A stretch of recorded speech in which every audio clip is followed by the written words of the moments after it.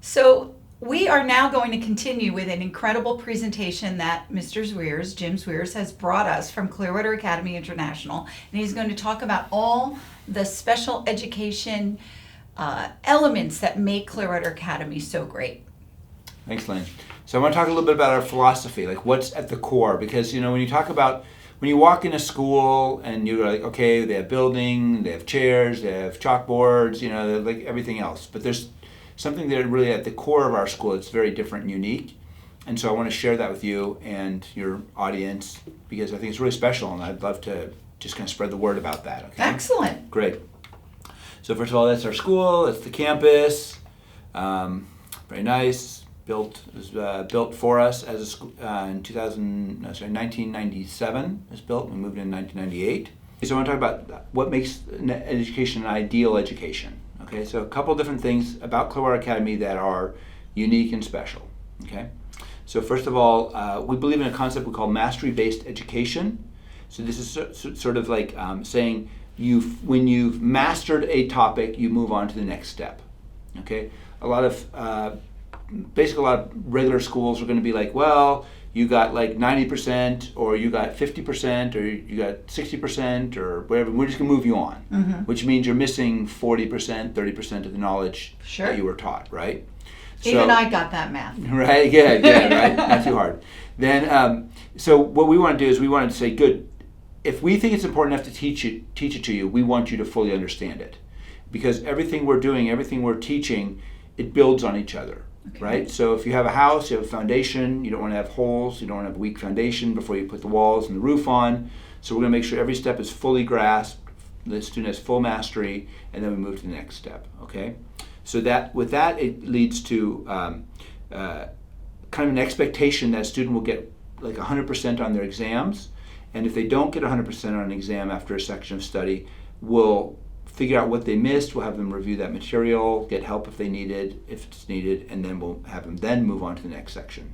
Okay, so it's a nice luxury. Yeah, it is. Because obviously the kid is going to school to learn, so that's his goal as well. Even if he doesn't, it's a little buried. He is going there to learn. So. And you see what it does for the student's confidence is great, because instead of a student going like, well, I only understand half of what's said to me, they're like, no, they're going to get it fully. Excellent. And then that builds their confidence in their ability to learn, which is great. Next thing is we're very student-centric. We're very concerned, not that we don't care about the teacher, we don't care about the classroom, we don't care about the school, but we care most about how is each student doing as an individual. Right. So we do a lot of different things where we're able to track student progress and academic progress on an individual basis. We have a computer database that helps us track that every week with every student, things like this, so we can detect quickly if a student's falling behind, if they're not learning something, if suddenly a student's getting 100%, and suddenly they're getting like 85, 90, Something's 85, going something going on, so we can fix that, right? So that's kind of a unique component to the school. And then we also have a system which we call the Student Success Circle, which allows us to measure the whole student. We look at the student as a whole, which actually I'll get into the whole thing in just a second. Okay.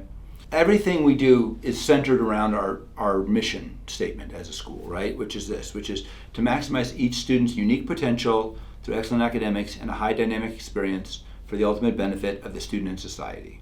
When you break it down, so first of all, we're looking at each student's unique potential. Each student has different capabilities. Each student has different strengths, different goals and purposes, and to kind of measure every student the same way and expect the same outcome for every student doesn't make sense. No. People are different. They have different things, different abilities, different purposes, again, and so we take that individuality and we really embrace that sort of individuality with the students. Okay, and we do that with excellent academics, so our great academic program in the classroom, and what we like to call a high dynamic experience, which means we have lots of things outside the classroom that are just really ramp up the kids' activity level and their interaction with others and their expectation to be competent and get results and things. So it's all the things like through sports, arts. We also go on like sort of various high adventure trips. We'll go skiing, we go whitewater rafting, we do different things like this that are like very activities with high, just a lot of activity, a lot of action to them, right? So I do that. Gets kids out of their comfort zone, gets them interacting again, working as a team. Pushing the body, teamwork, Totally, yep. And again, we're doing all this for the students' benefit and society's benefit. Not for our benefit, not for the parents. We love their parents, but we really if we really focus on what's best for the student in every circumstance. Not what's easiest for us, right. Not what's easiest for the teacher, but what's best for the student.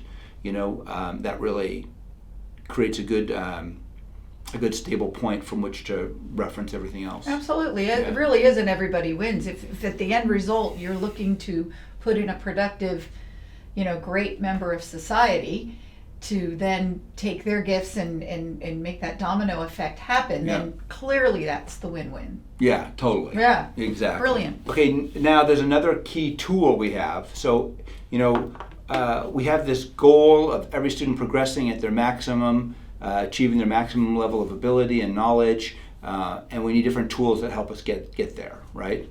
So one of our key tools is something we call study technology. So it's an actual method to study. It's developed by L. Ron Hubbard, and one of the things it does is it allows a student to really learn any subject. And so there are things that prevent a person from understanding something. If I give you a book, there are things that are going to prevent you from understanding it if you don't understand it. And so Mr. Hubbard researched this, discovered these methods, and we were able to adopt those methods, bring them into our school, and those are really good ways for a student to approach a new subject, be able to fully understand it, and then the good thing about it is when a person can fully understand it, then they're able to fully use that information. That's right, which is the whole philosophy of your school anyway. But the truth is that as a methodology, we have them for all kinds of things. How to drive a car. There's I learned how to shoot a rifle when I was at the Sheriff Citizens Academy, and there are certain stances. One had a methodology of this, another that way.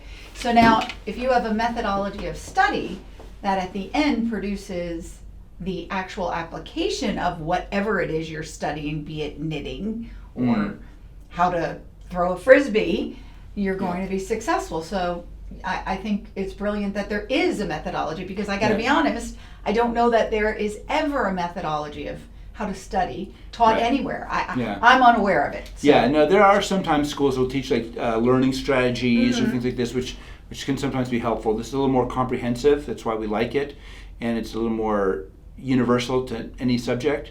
So we found it to be very successful. So we really embraced it. It's been great for us.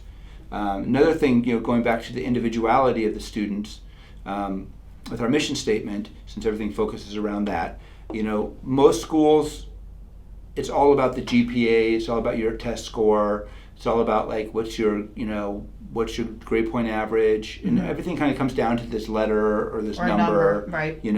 And this, in a way, can very often sort of violates our belief in the uniqueness of the student, because it kind of makes everybody just kind of this number and this thing, and kind of boils down an entire life, an entire living person down to a single digit, which is weird, right? Right.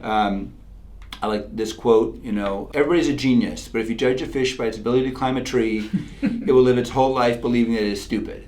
Right? Sure. Yeah. No, I mean, that just says it all. Right? And that's exactly the problem. And that's why there's a lot of research that's been done about the the lack of correlation between good academic scores, good SAT scores, and success in the workplace. Being good in the classroom doesn't necessarily equate to being good in the workplace. No. It's a different skill set, it's different abilities, everything, right?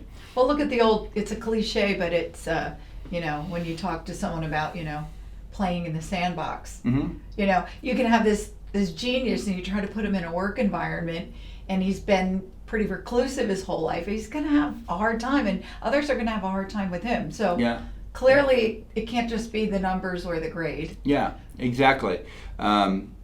this is funny because this quote says like probably not Albert Einstein. Like this is like one of these internet quotes that gets like, oh, Albert Einstein said this, and he probably never said it and like whatever. But I just kind of like. That's really cute. So one of the things we'll do with this education, so rather than kind of measure the kids on this one-dimensional like GPA scale, we try to kind of take a more holistic look at the person as in their entirety. And so we developed these things we call the Student Success Circle, and it breaks down these 4 categories. So we sort of have knowledge, the person himself, humanity or how he relates to others, and then their competence, their ability to get a product. So by looking at these different areas, you start to see like because part of what led to this is sort of like early on when I was at the school, and we had some students that were great academic students and great scores, great this and that, and I remember some kids who were like great in the classroom, and I was like, yeah, but I probably wouldn't hire that person.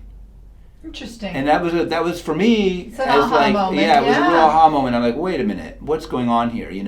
So I started to dig into it and research different things that made people successful and not successful, and came up with these general areas. So if you think about how they are themselves, or are they dirty? Do they take care of themselves? Are they unhealthy? Do they have low energy? These are important things in terms of determining, employability, humanity, like how do they work with others? How do they relate to others? Do they have good manners? Do they respect people? Things like that. Do they consider themselves part of a group or part of a bigger whole? Yeah, absolutely. Yeah. And then competence. If knowledge, like schools for years have got the knowledge part down, no problem, right? And then if we get into like also this area of competence, like how do you take that knowledge and translate it to actual production and value and exchangeable value, So that's kind of where that comes down. Then what we did is took it a step deeper and kind of took these 4 general areas and we broke it down to 20 different traits that we want to track with every student, okay? Wow. Yeah.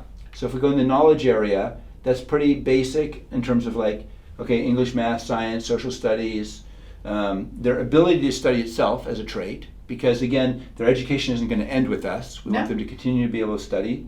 And then graduation prep, which is really career preparation. As a parent, I'm telling you, I did not know. I felt so honestly helpless for my daughter. And I realized that I was way out of my comfort zone, league, ability to be effective. And I found someone who could help me. So it's a thing. Absolutely. And this is really, again, like saying, okay, good. Are you prepared for what's next after graduation, right?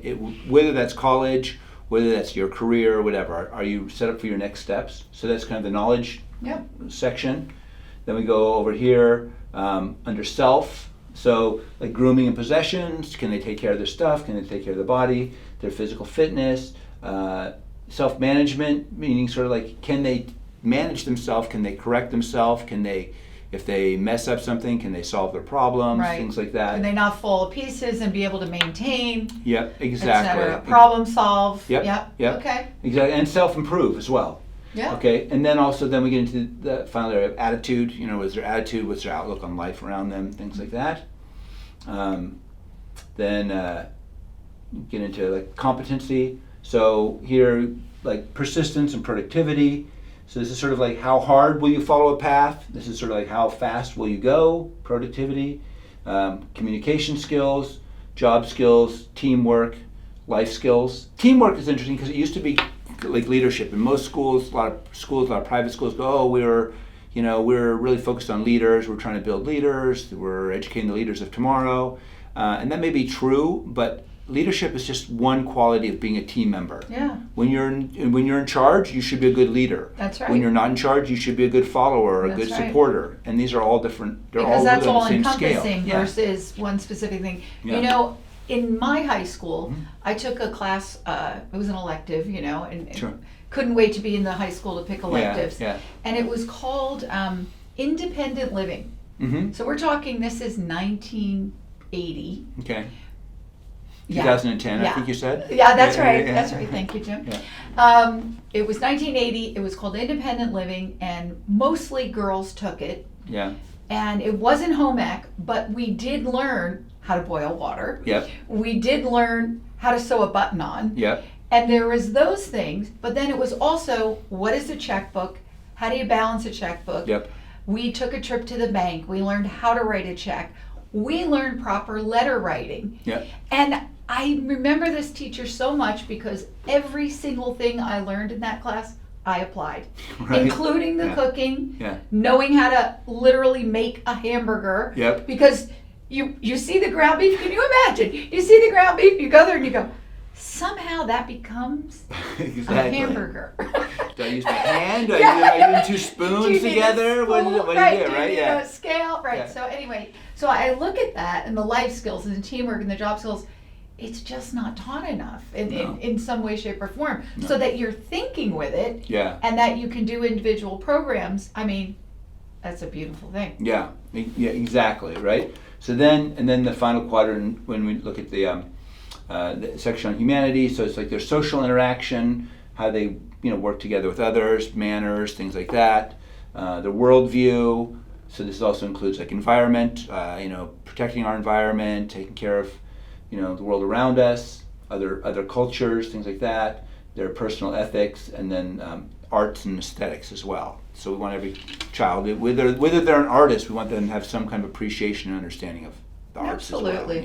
And also, and even in a practical standpoint, like how much, like as a business person, how much, like an appreciation for art and aesthetic and good design and a good logo and a good advertisement and good font choices and things like this really can add up to more effective business communication. So now one of the things, as we look at those different, like those spokes of the wheel that are kind of growing out from the middle, we've developed actually trait charts for each of these spokes. So there's different qualities for each of these 20 traits that as a student will go kind of up the scale on each of these things as they become educated, as they gain more experience and things like this.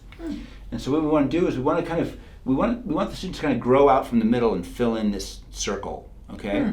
Now our goal is not a perfect circle because again that would violate our uniqueness of every student. So some students will be better in certain areas than others, but we want a certain minimum score for every student. I love that. I love that just right at the get-go, Yep. you knew and that it should not be a perfect circle. I love that. Yeah, I love it. And that's perfect. So this would be a chart for I think it's like a 4th grade boy, and you see kind of academically he's right there at the 4th grade level. Graduation prep, not too much look into the future just yet. Grooming possessions, could use a little work, but he's kind of like on that path. He's doing his stuff, physical fitness, pretty high, just kind of like that kind of thing. So they do have the energy at that age. Gotta let them use it, right? Let's burn it up, right? This is another example. This would be a high school student. This is one of our student athletes, actually. Again, very high, very very high, very, like off the charts, almost on the physical level. Some of the other areas could use some work, this and that, catching up on some of his academic work.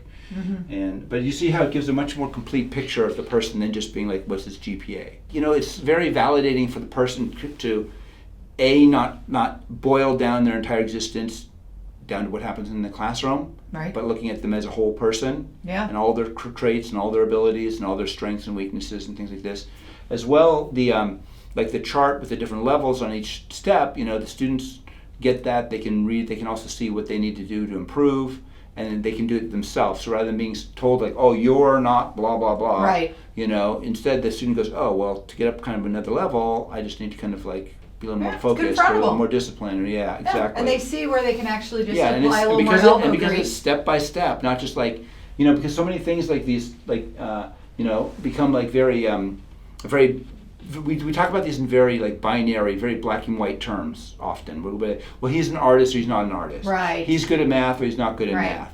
But what about if you say like, well, he's at like level 4 in math, but with a little work he could get to level 5 on math. That's right. Or as an artist, well, he's level 6 in artist, but Right. a little more work he get to level 7. At least he's not level 5. Yeah. And then you start to get like more of a conversation that actually leads to solutions. Because what happens when you get into these like very binary evaluations, you get into like you basically become you wind up labeling. Like if I say like, oh, I'm not good at math, Right. that's essentially putting a label there, which does, when you have a label, you don't have a solution. No. You just go, okay, well, that's that, It's right? a wall, really. Right. Yeah. I'm not an artist. I'm Yeah. not, well, okay, well, maybe you're not the best artist, but you have everybody has some artistic That's ability. right. So then you can start to evaluate, and then you go, oh, well, there's a pathway to better success in an area, okay? So it's very exciting that way to work with the kids because everybody has a pathway to be really successful. So it's pretty neat. I think it's amazing. The funny thing about it is when I presented it in this form, there's been different evolutions over the years of this, right, as kind of worked with the concept. But when I presented it in this form to the staff about a year and a half ago, the staff were like, oh, well, I'm talking about the students, this and that. And suddenly the staff started to go, oh, this is for us too. Yeah. This applies to us, right? And so then I was like, and then when I saw that, I was like, okay, cool. Now we're nailing it. Because now we're everyone good, will apply it then, and they'll Exactly. actually figure out how. And it to... applies to everybody. Yeah. It isn't Yeah. just for 10-year-olds or something, So that's Definitely pretty cool. not. Well, listen. So I'm going to tell you something. So we're super excited about all this stuff academically. Campus is full. We got tons of kids there. And we want to grow. We need more space. I want to be able to service more students. So this is the school right now. So that's kind of an aerial view of the campus. We have about 250 students. This is the layout of the property. We also have a little land over there. And what we want to do is we're going to rework, first of all, how the parking goes through. We're going to make more parking. We're going to make like the driveway through there. And then we'll be able to expand out the playground this way. Okay. Then when we do that, that leaves us a footprint there where we can add this extra extension to the building. So this Excellent. So this building will be upstairs. We're going to have some classrooms, and then downstairs we'll have a theater. Oh, great. Yeah. So the perspective view would be like that. So this is the existing building, and then we just kind of extend that out that way.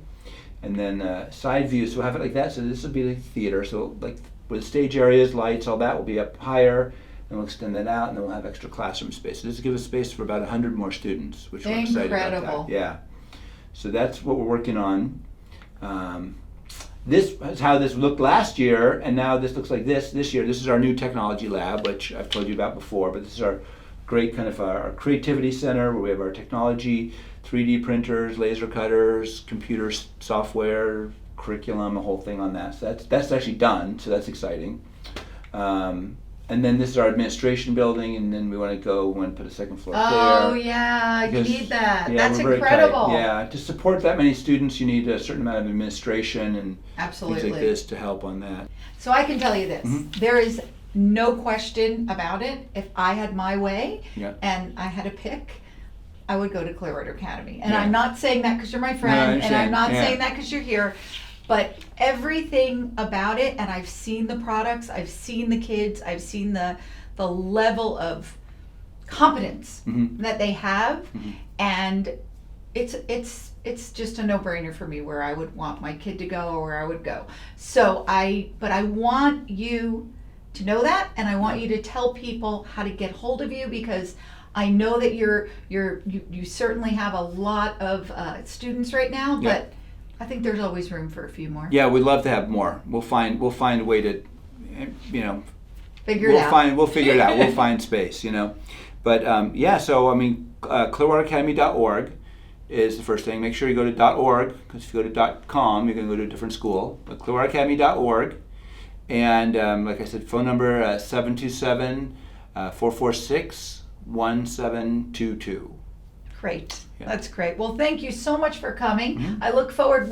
Do you know what the next play is? Is there a spring play? There we do. We have a very. Is it top secret? No, it's not top secret. Okay, It's good. very exciting. You want to know? 'Cause you know I'll I'm tell a big fan. We're breaking news right here. Yes. Ready? So we are going to do Hogwarts the Musical, which is a play we did originally like 10 years ago. It's a spoof on Harry Potter. It takes some different stuff from different Harry Potters, and it's got a great musical soundtrack to it, and it's very funny. And we did it in the early stages of our theater development, and we want to do it again at a totally new level with brand new students and at a whole nother higher level. So we're very excited about it. It's very funny, great music, and Yeah, so that'll be, I think, first week of April. It's like one of my favorite plays we ever did, and I'm so excited about it. Yeah. That's great. Yeah. Well, thank you for coming, and I'll be by the school soon. Great. Thanks, Lynn. All right.